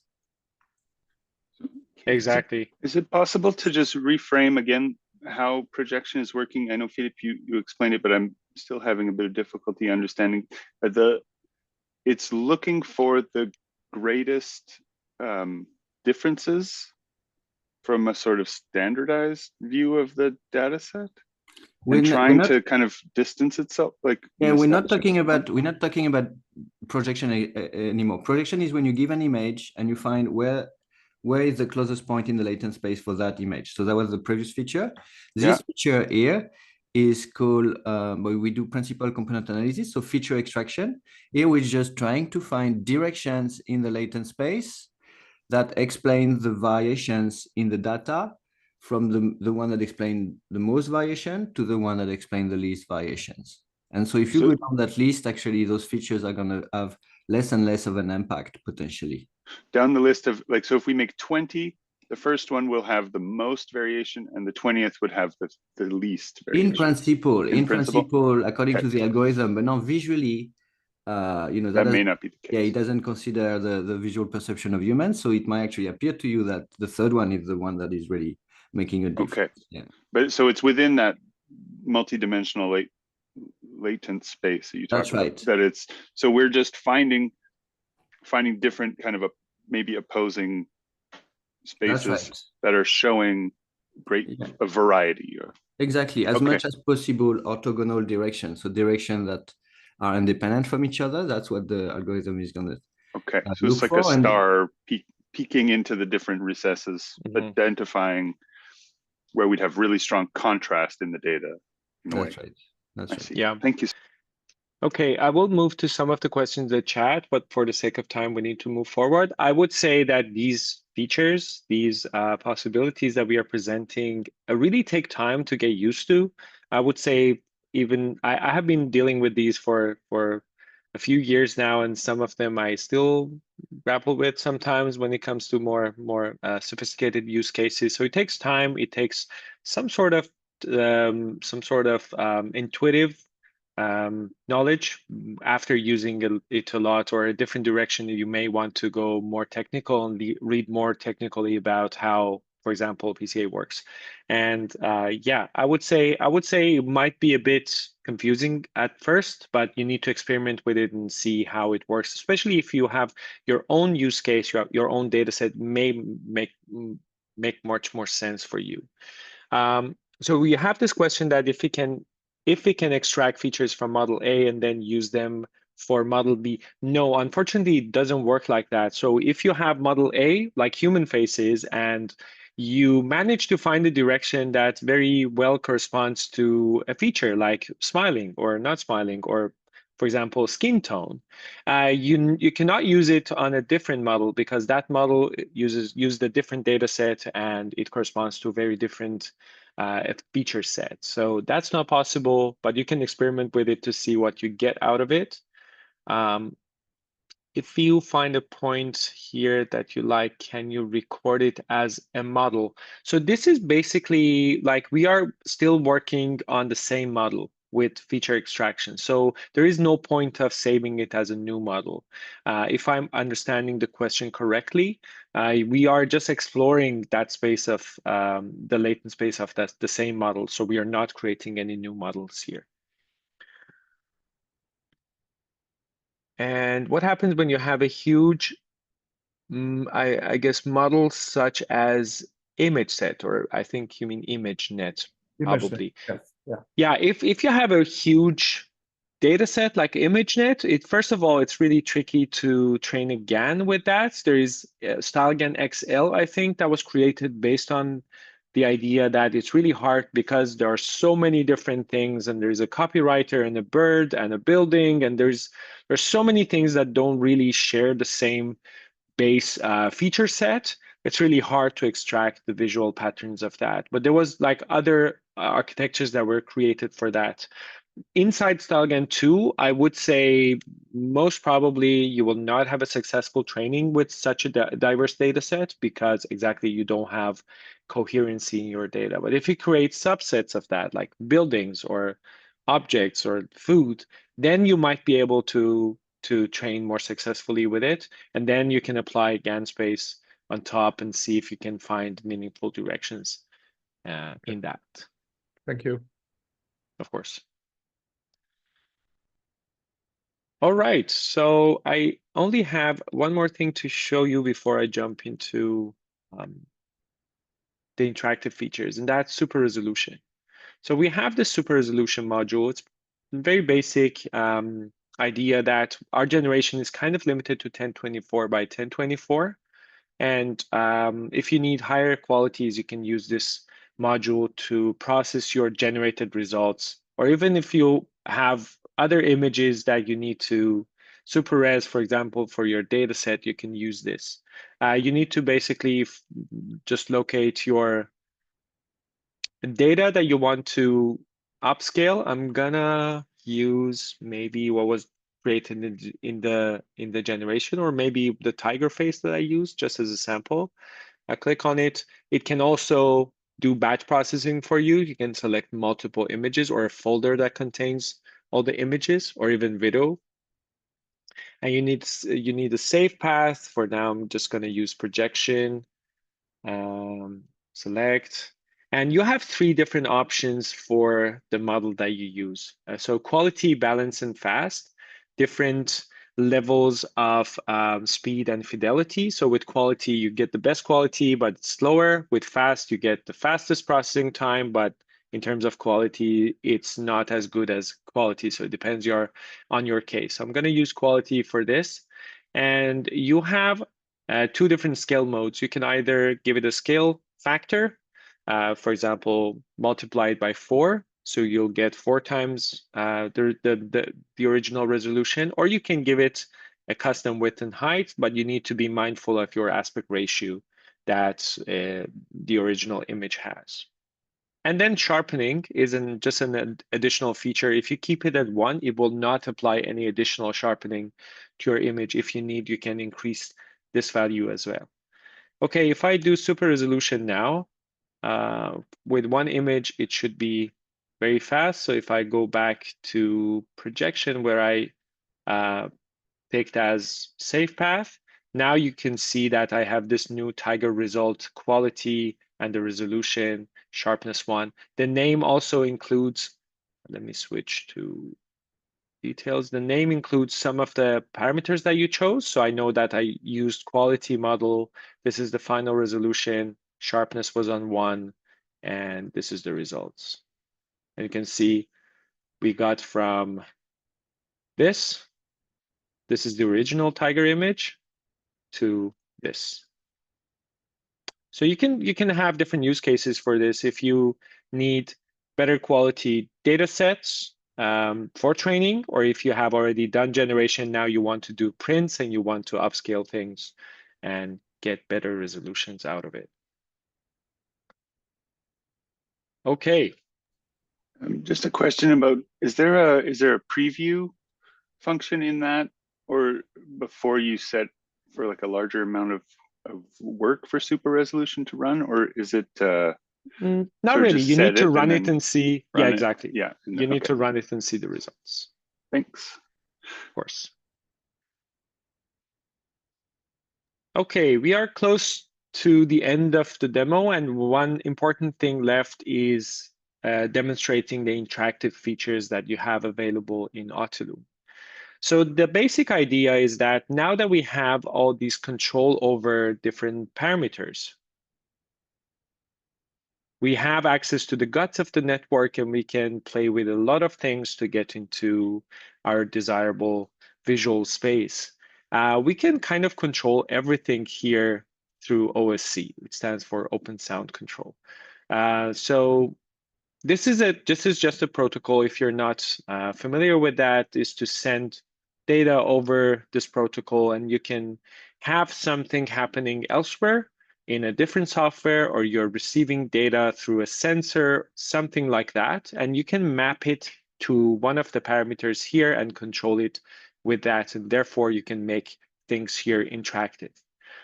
For the sake of the demo, I'm going to use Touch Designer. You can use all different software that are able to send OSC signal out.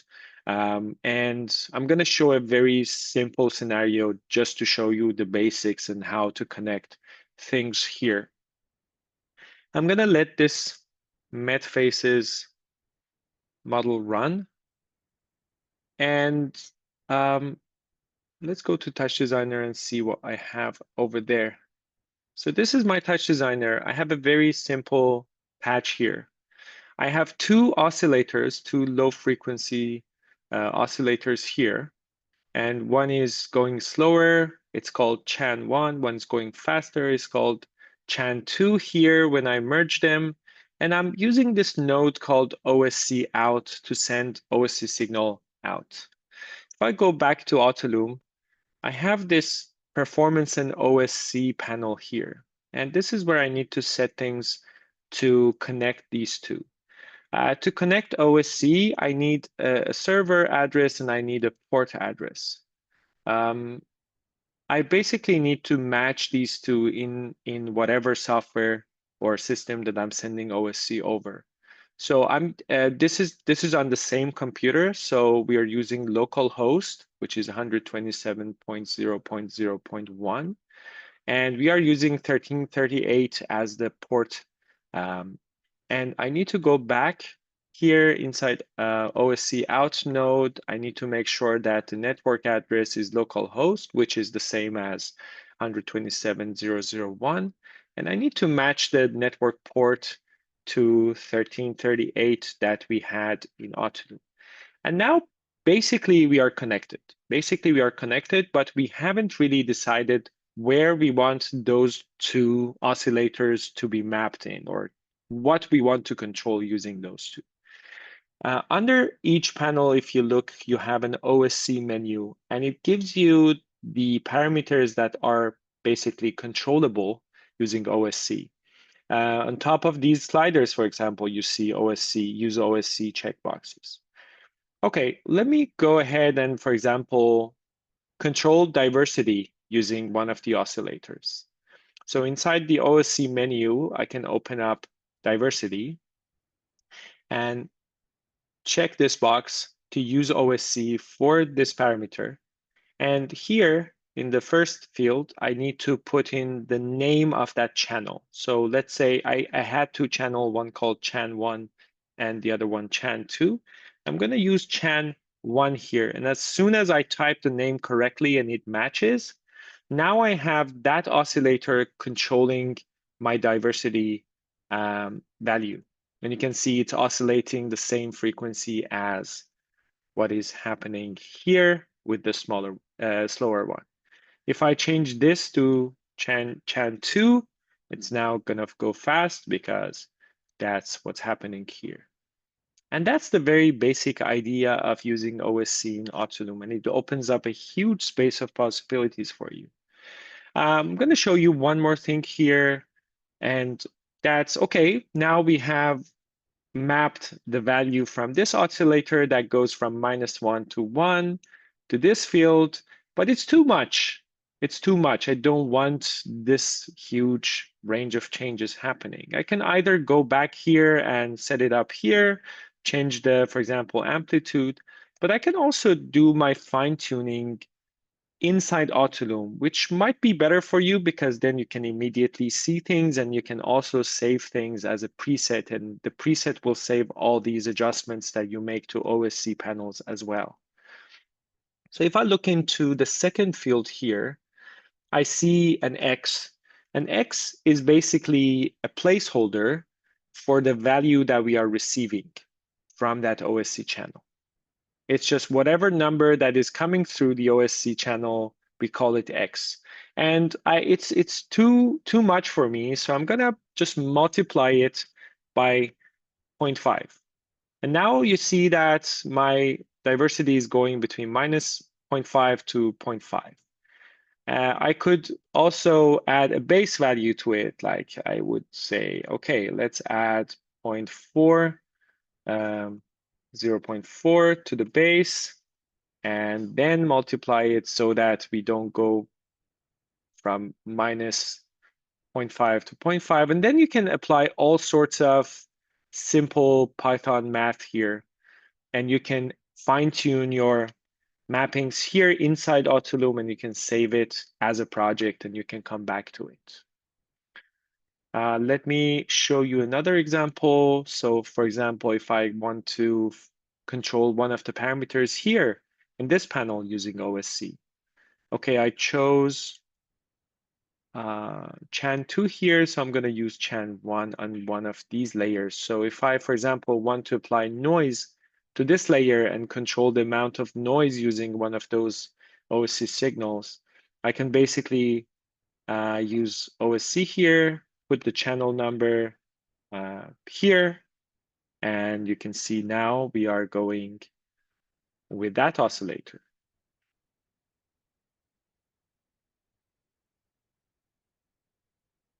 And each field that you use OSC for will turn red so that you know where you have put all those OSC activations and you don't lose track of it, because you may end up putting a lot of channels, map it in different places and do different things, and you may forget, and it's really easy to get lose track of what you're doing. And just a reiteration of that, if you use a preset and save a preset, it will also save all these OSC adjustments that you do as part of your preset. Arshia, you mentioned saving the project. I don't remember seeing like how to do that. You remember saving about presets? Oh, okay. So it's a preset, not the whole. Yeah, by project, I mean, like if I'm working on a project and I keep fine tuning things here, I just save it as a preset, name it as my project, for example, or anything else. I see. Yeah. Thank you. Of course. Okay. How are we doing? Do we have any questions regarding OSC and interactivity? Feel free to unmute yourself. I haven't been looking into chat, but I'm trusting that my friends are helping you. So yeah, so all of the parameters that you can control in real time with direct manipulation with the graphical user interface, you can therefore also control them with OSC, and that's really used in people who use it as a real-time visual synthesizer, often in interactive installations or for VJing, right? And typically also to hook up tangible interfaces like controllers, MIDI controllers with faders, and some people like to explore the latent space manually that way, because with the mouse you can only move one parameter at a time. It turns out you have two hands and many fingers, and so by using the right interface, you'll be able to manipulate the latent space in real time in ways that are interesting. So VJs on top of music performances are using all those OSC controls to, in a way, access the various parameters without using the graphic interface necessarily. That's right. Marlon, I see your question about a real-time camera. Can you elaborate? You mean to use a camera to control the Yeah, visual generation? yeah. Imagine that if you map anything in the camera to some kind of OSC, you can do that, all right? Kind of Yeah, use yeah, it, exactly. put my hand in the area.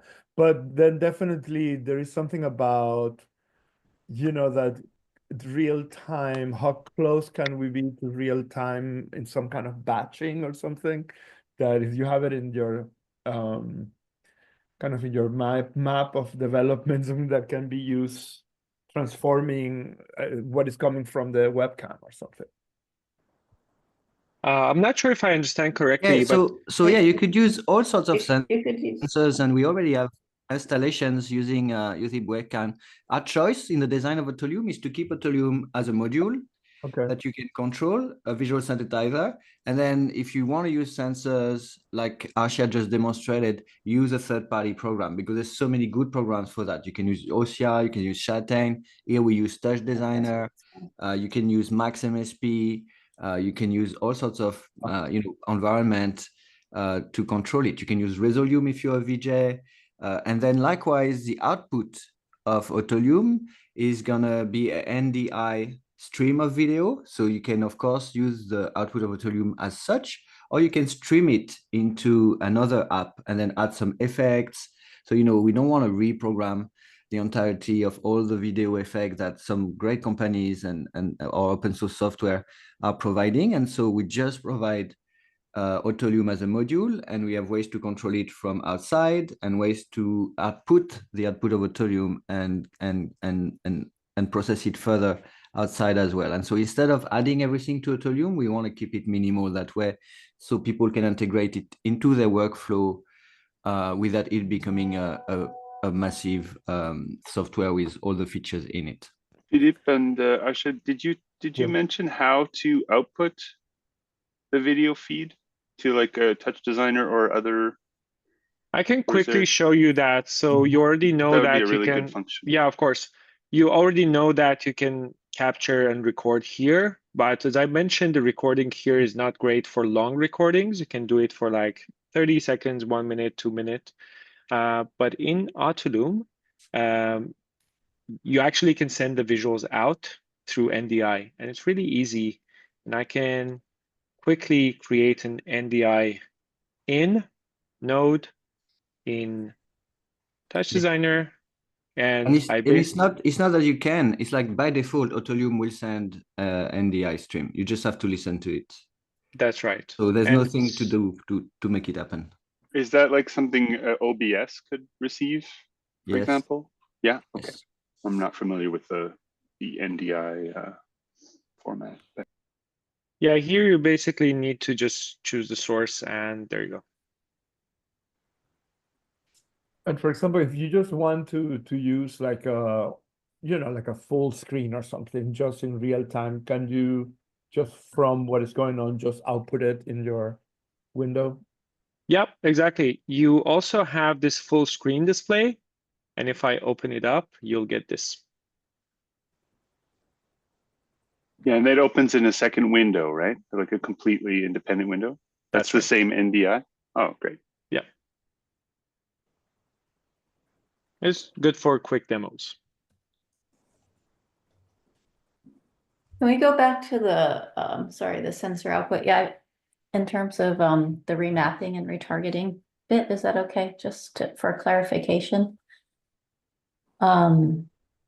So I guess my question was, so you have, all of these different features that we extracted into like 10 different channels. And then usually what I do, I'll build like an OSC bridge, I'll use Shatang, or I could use Touch Designer, like you said. But sometimes I'm using like multiple streams from multiple devices. And I see you only had one port available. So I'm wondering, can you add extra ports?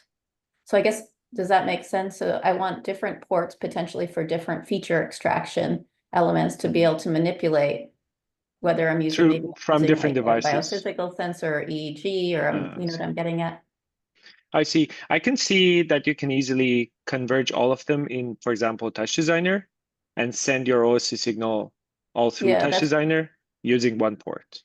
Yeah, That that would was be what it. I had asked in the chat and it wasn't clear. So I wanted to clarify Yeah, that exactly. response. So we kind of thought about adding some features, but every time that we thought that there is an alternative for that elsewhere, we decided not to add it inside Autolume and keep it to some sort of unique features that you would kind of benefit from, and you wouldn't be able to replicate it elsewhere. It might add complications depending on your workflow, and I don't know if, for example, that would add latency. I'm imagining that shouldn't be an issue, but then you can just use one software to converge everything and communicate with Autolume.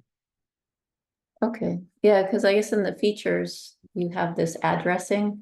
So I thought you could use some sort of address. So you're not referencing, it's not like MAX addresses there, or you might use MAX or Isadora or something as a bridge and then use an address. Could you use an address to separate them? This address that you see is basically the OSC channel address. So Only if the I'm, channel. yeah, exactly. Yeah. Yeah, so it's very simple. Each feature, each control in Autolume has its own name, its own channel, and then you cook your data and your sensor somewhere else, and you can just control using that channel. So it's one-to-one mapping, super simple. Yeah, yeah, like Shatang in a way.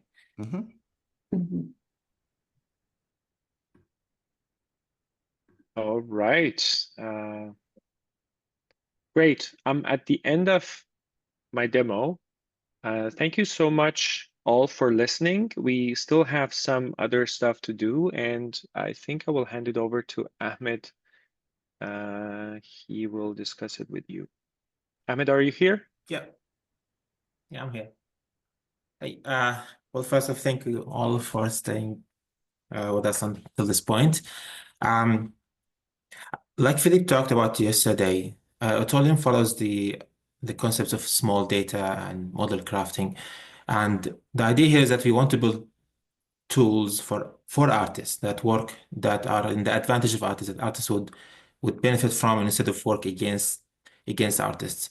And we would like to hear your thoughts about Autolume, about the concepts we discussed in this workshop. And your feedback on that really would help us first improve Autolume, and second, it would contribute to the body of knowledge to other researchers in the field about how to design tools that would align with what artists want. So any feedback on this would be really appreciated. What we intend to do is after a short 5-minute break, we'll ask you to those who would like to participate in this research part is you fill a consent form, which will just basically inform you about what kind of data we will collect, how we will store it, how we will use it. And then there will be a short survey that asks you about your experience with Autolume. And then we will end with a group discussion. We'll break out into groups in breakout rooms, and we will have a discussion about different topics that we kind of covered in this workshop. Yeah, without further ado, give you all 5 minutes break. After that, we'll join back here together to continue the rest of the workshop. Yeah. Yes, thank you, Ahmed, and thank you, everyone. So yeah, Ahmed and Asha, they're great artists and practitioners, but they're also PhD students. And so we associate this work and this workshop and the development of Autolume to some research work. And so the next part, the last part of the workshop is, of course, like the rest of it, completely optional, but it would be greatly appreciated if you stay. That way we can collect that feedback and use it for research purposes. Yeah, let's take a 5.